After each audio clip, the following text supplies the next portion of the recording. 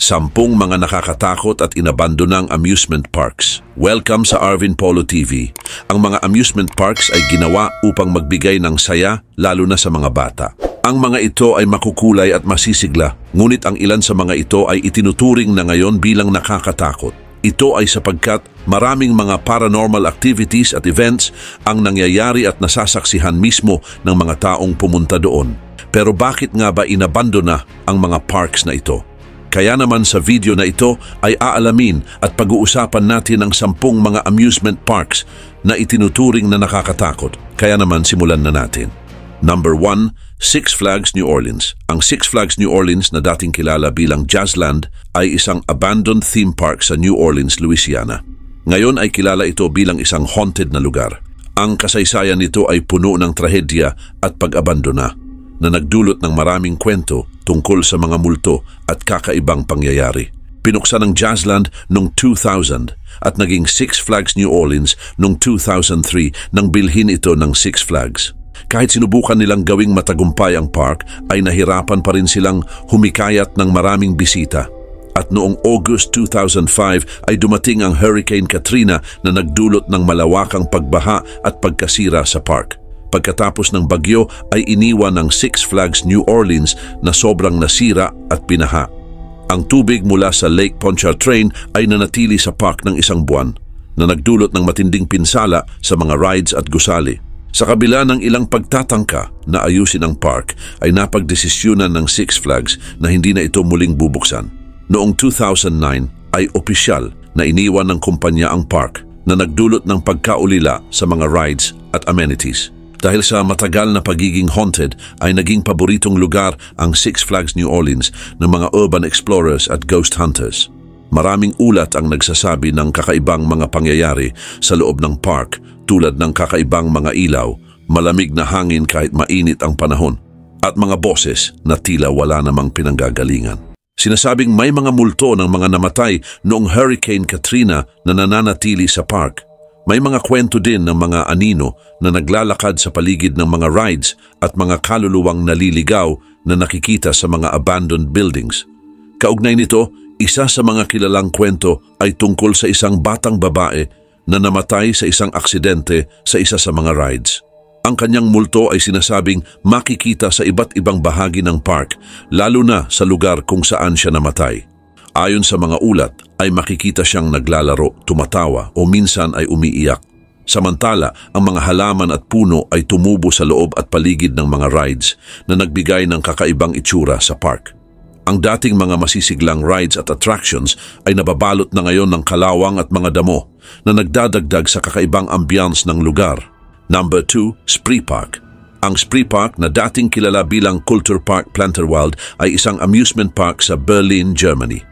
Binuksan ito noong 1969 at naging paboritong pasyalan ng mga pamilya sa East Berlin. Pagkatapos bumagsak ng Berlin Wall noong 1989, ay nagkaroon ng maraming pagbabago at sa huli ay iniwan din ito. Ngunit noong 1991 ay muling binuksan ang park bilang Spree Park sa pamamahala ni Norbert Witte. Maraming bagong rides at atraksyon ang idinagdag, ngunit nagkaproblema sa pera ang park at noong 2001 ay idineklara itong bankrupt at isinara noong 2002. Naiwan na lang ang mga rides at atraksyon na nagbigay ng malungkot at nakakatakot na itsura sa lugar. Subalit, simula nang maabandona ay naging sikat ang Spree Park bilang haunted place sa Berlin. Maraming tao ang nagsabi na may kakaibang nangyayari at may mga multo sa loob ng park. Ang mga lumang rides ay nagbibigay ng nakakatakot na itsura ng isang dating masiglang park na ngayon ay puno ng misteryo. Samantala, isang kilalang kwento sa Spree Park ay ang paglitaw ng mga anino at boses sa paligid ng park.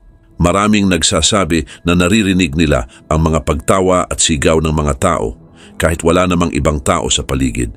May mga bisita rin na nagulat ng malamig na hangin at bigla ang pagbabago ng temperature na kadalasang sinasabing presensya ng mga espiritu. Ang lumang Ferris wheel ay isa pang sentro ng mga kababalaghan. Maraming nagsasabi na nakikita nilang umiikot ito kahit walang kuryente o sino mang nagpapaandar nito. Ang mga kakaibang tunog at paggalaw ng mga rides ay nagbibigay ng dagdag na misteryo sa lugar na ito. Dahil sa mga kwentong ito ay maraming ghost hunters at paranormal fans ang bumibisita sa Spree Park. Ginawa itong paboritong destinasyon para sa mga naghahanap ng takot. Ang madilim na kasaysayan ng park, kabilang na ang mga ulat ng paranormal activities, ay naging paksa ng maraming documentary at articles. At kahit may mga kwento ng kababalaghan, ay mayroon pa ding mga plano na buhayin muli ang Spree Park. At noon ngang 2014 ay binili ng Berlin Senate ang lugar at nagkaroon ng mga plano para muling buksan at ayusin ang park. Pero nagkaroon ng mga hadlang sa mga plano at hanggang ngayon ay nananatiling misteryoso ang Spree Park. Number 3, Joyland Amusement Park. Ang Joyland Amusement Park sa Wichita, Kansas ay kilala bilang isang abandoned area. Binuksan ito noong 1949 at naging paboritong pasyalan ng maraming tao sa loob ng maraming taon. Subalit isinara ito noong 2006 at mula noon ay maraming kwento ng kababalaghan ang lumitaw tungkol dito. Nagsimula ang Joyland sa pamamahala ni Harold Chance at ng kanyang pamilya. May iba't ibang rides at attractions dito, kabilang na ang sikat na wooden roller coaster na tinawag na Nightmare.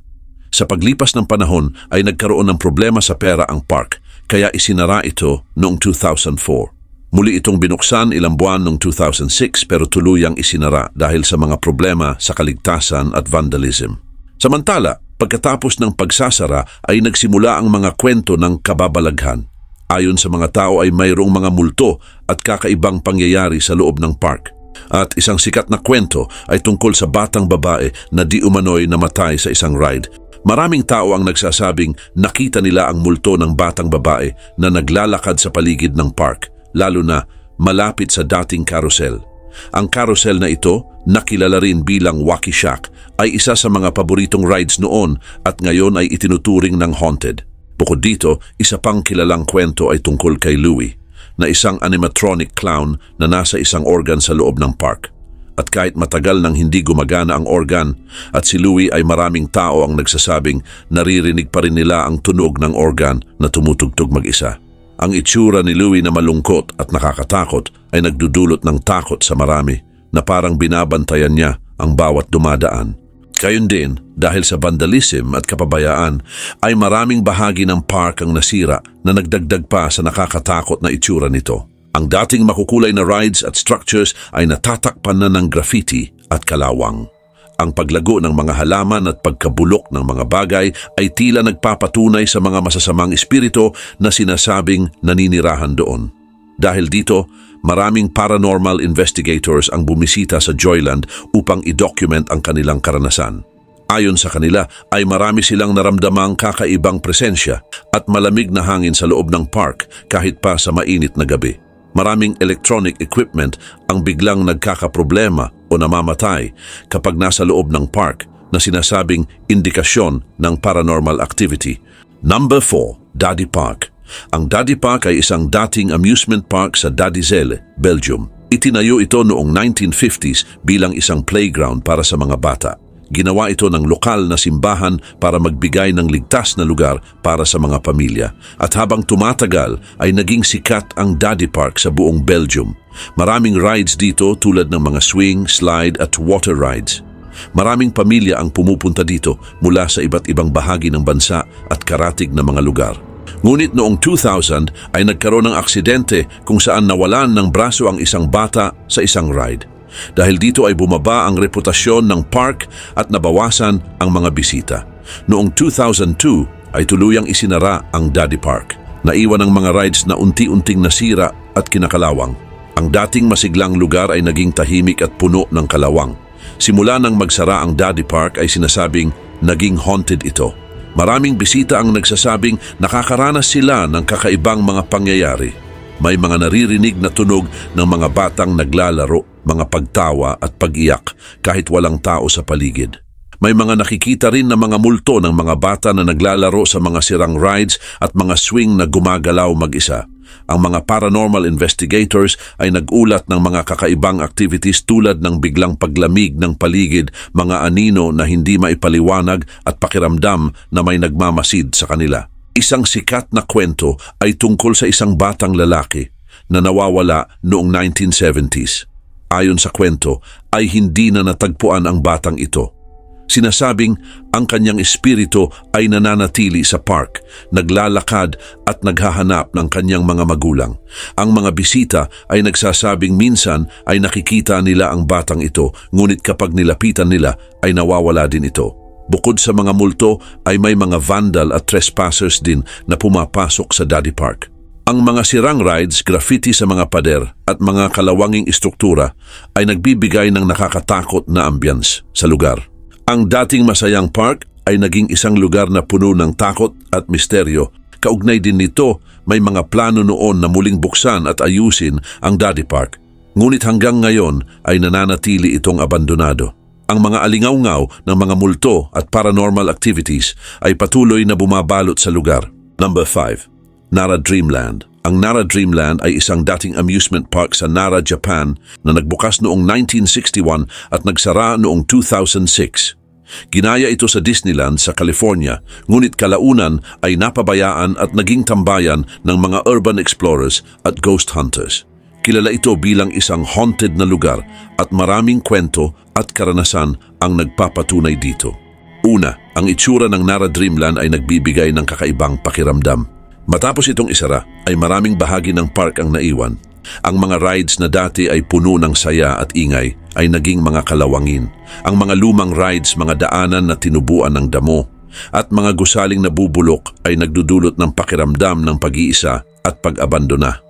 Ang ganitong klasing lugar ay kadalasang nagiging batayan ng mga kwento ng multo at kakaibang pangyayari. Marami namang mga tao ang naglakas loob na mag-explore sa Nara Dreamland at nagulat ng kakaibang karanasan. May mga nagsabi na nakarinig sila ng mga boses o tawanan ng mga bata kahit na walang ibang tao sa paligid. Ang iba naman ay nagsabing nakakita sila ng mga anino o apparitions na biglang lumilitaw at nawawala. Kadalasan ay iniuugnay ito sa mga kaluluwa ng mga dating bisita o empleyado na nanatili sa park. Ang mga nag-e-explore sa gabi ay madalas nakakaramdam ng biglaang lamig o pagtayo ng kanilang balahibo na palatandaan ng presensya ng mga multo. Dagdag pa rito, isa pang kwento na nagdudulot ng takot ay ang urban legend ng isang batang babae na di umano'y namatay sa isa sa mga rides. Sinasabi na ang batang ito ay nagmumulto sa paligid ng roller coaster area at maraming bisita ang nagsabi na naramdaman nila ang kanyang presensya. Ayon sa kwento, ang kanyang kaluluwa ay hindi mapakali at nagpapakita siya para magbigay ng babala sa mga pumapasok sa park. Maliban dito, ang mga security guard na nagbabantay noon sa park ay mayroon ding mga kwento ng kanilang karanasan. Ayon sa kanila ay madalas silang makakita ng mga ilaw na nagbubukas at nagsasara sa loob ng mga gusali, kahit na walang kuryente sa lugar. May mga pagkakataon rin na nakakarinig sila ng mga tunog ng naglalakad o kaluskos, pero walang tao sa paligid. Ang mga ganitong insidente ay lalo pang nagpapatibay sa paniniwala na ang Nara Dreamland ay isang haunted na lugar. Number 6. Gulliver's Kingdom. Ang Gulliver's Kingdom na isang dating theme park sa Kawaguchi, Japan ay kilala bilang isa sa mga pinakanakakatakot na lugar sa bansa. Binuksan ito noong 1997 malapit sa Fuji-Q Highland Amusement Park batay sa kwentong Gulliver's Travels ni Jonathan Swift. Ngunit sa kasamaang palad ay nagsara ito noong 2001, 4 na taon lamang matapos itong magbukas. Isa sa mga dahilan kung bakit sinasabing haunted ang Gulliver's Kingdom ay ang lokasyon nito. Malapit ito sa Aokigahara Forest na kilala bilang Suicide Forest ng Japan. Maraming tao ang pumupunta dito para magpakamatay at mayroon ding mga kwento ng mga multo at kakaibang pangyayari sa lugar. Ang presensya ng kagubatang ito malapit sa Gulliver's Kingdom ay nagdulot ng takot at mga kwento ng mga multo sa dating theme park. Bukod dito, malapit din ang Gulliver's Kingdom sa Mount Fuji na isang sacred mountain sa Japanese culture. May mga alamat at paniniwala ukol sa mga espiritu ng bundok na nagdagdag ng misteryo sa lugar.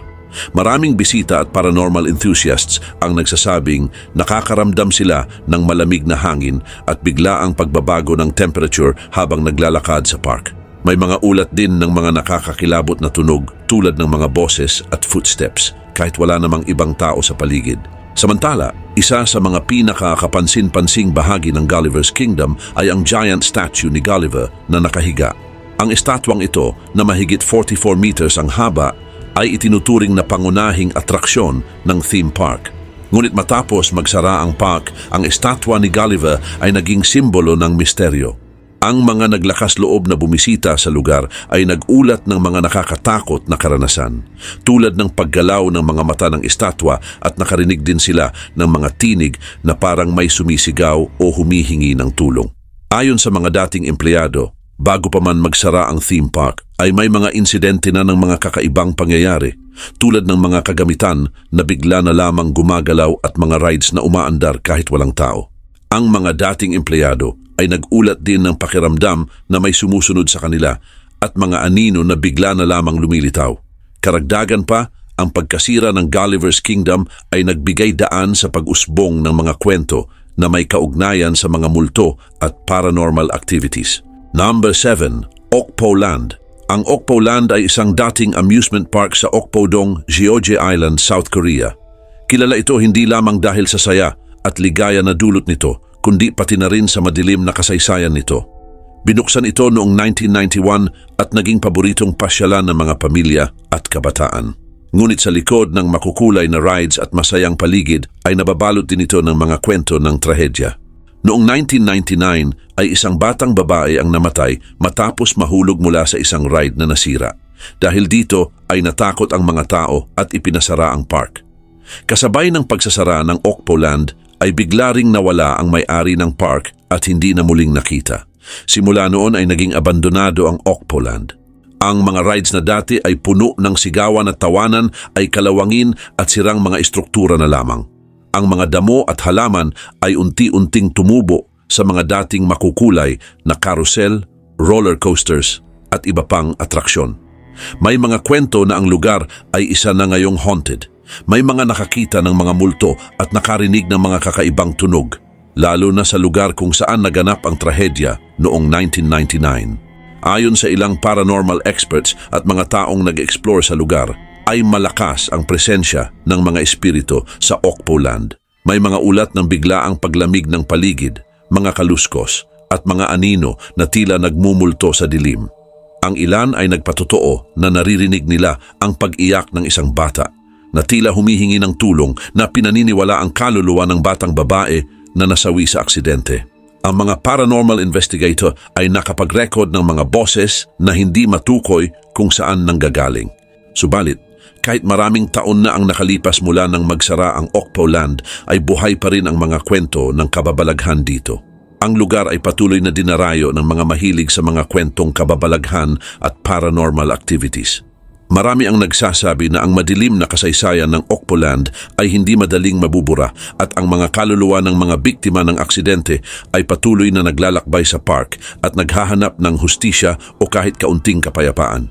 Number 8. Wonderland Amusement Park.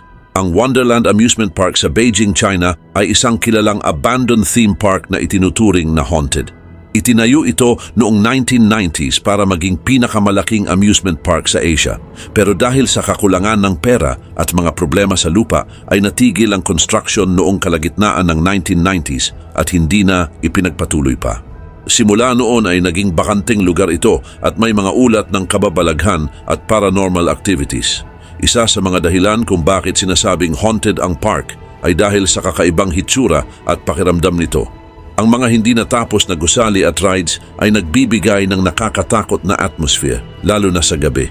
May mga nag-uulat na nakaririnig sila ng mga kakaibang tunog tulad ng footsteps, bulong, at mga tunog ng umiikot na rides kahit walang tao o walang gumagana. Mayroon ding mga nagsasabi na nakakita sila ng mga anino o apparitions, lalo na malapit sa mga unfinished castle at roller coaster.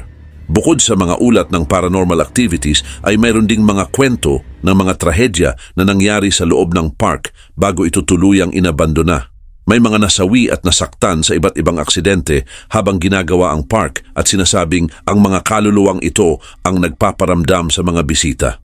Ang mga naninirahan malapit sa lugar ay nag-uulat din ng mga kababalaghan at malamig na hangin tuwing dumadaan sila malapit sa park. Dahil dito ay iniwasan ng maraming tao ang lugar. Ngunit ito rin ang nagdulot ng interes sa mga adventurer at ghost hunters. Ang mga curious na individual at mga grupo na interesado sa paranormal ay regular na bumibisita upang mag-imbestiga at maghanap ng ebidensya ng mga kababalaghan. May mga nakapag-record ng mga kakaibang tunog at imahe na nagpapalakas pa sa reputasyon ng park bilang isang haunted na lugar. Number 9. Takakanonuma, Greenland. Ang Takakanonuma, Greenland ay isang abandoned amusement park sa Fukushima, Japan. Kilala ito hindi lang dahil iniwan na ito, kundi dahil sa mga kwento na may kaugnayan sa multo na bumabalot dito. Itinayo ito noong 1973 ngunit nagsara agad matapos ang 2 taon. May iba't ibang dahilan kung bakit ito isinara tulad ng mababang kita at mga problema sa seguridad. Ngunit muling binuksan ang Takakanonuma, Greenland noong 1986 pero nagsara ulit noong 1999. Simula noon ay iniwan na ito. Ang mga rides ay kalawangin na, may mga natumbang puno at makakapal na damo ang tumubo doon. Dahil dito ay naging paborito ito ng mga urban explorers at mga naghahanap ng kakaibang experiences. Maraming kwento ng kababalaghan ang bumabalot sa Takakanonuma, Greenland. Maraming bumisita ang nagsabi na may naririnig silang kakaibang tunog, nararamdaman ang malamig na hangin at nakakakita ng mga multo. At ayon sa ilan, ay may mga multo ng mga bata na naglalaro pa rin sa park kahit iniwan na ito. May nagsasabing nakakakita sila ng mga anino o hugis ng tao na biglang nawawala kapag nilalapitan. Maliban pa rito, isa sa mga nakakatakot na kwento ay tungkol sa white mist. Ang makapal na fog na bumabalot sa park tuwing gabi ay sinasabing puno ng mga multo at espiritu. Maraming urban legends ang nagsasabing ang fog na ito ay may kakayahang dalhin ang tao sa ibang dimensyon o magparamdam ng presensya ng mga hindi matahimik na espiritu.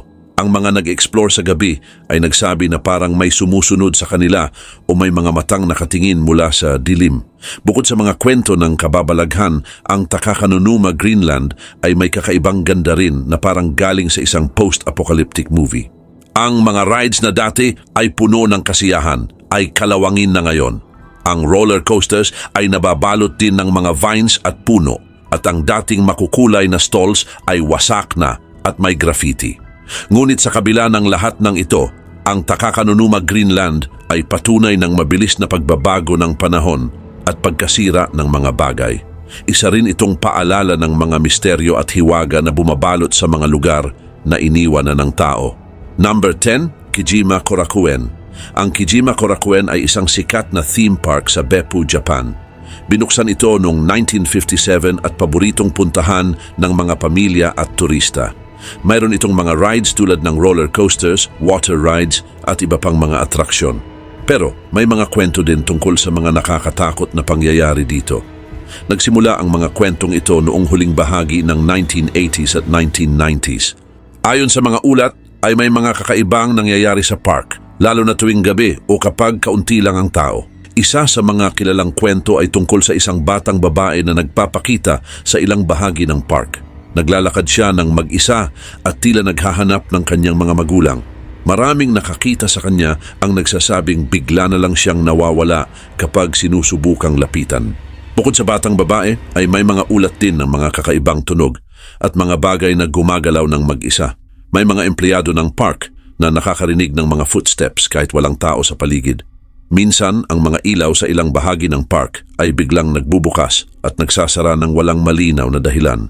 Dahil dito ay natatakot ang ilang empleyado at bisita, kaya may mga nagre-resign o umiiwas na pumunta sa park kapag gabi. Kaugnay din nito, isa ring kilalang kwento ang tungkol sa isang haunted house attraction sa loob ng Kijima Korakuen. Bagaman ang mga haunted house ay talagang dinisenyo para takutin ang mga bisita, ay sinasabi ng iba na ang haunted house dito ay totoong haunted. May mga bisita na nagsasabing nakaramdam sila ng malamig na simoy ng hangin at biglang takot habang nasa loob ng atraksyon. May mga nakakita rin ng mga multo o anino na gumagalaw sa loob. Hindi naman nagbibigay ng opisyal na pahayag ang management ng park tungkol sa mga paranormal event, pero may mga ginagawa silang hakbang para matiyak ang kaligtasan at kasiyahan ng mga bisita.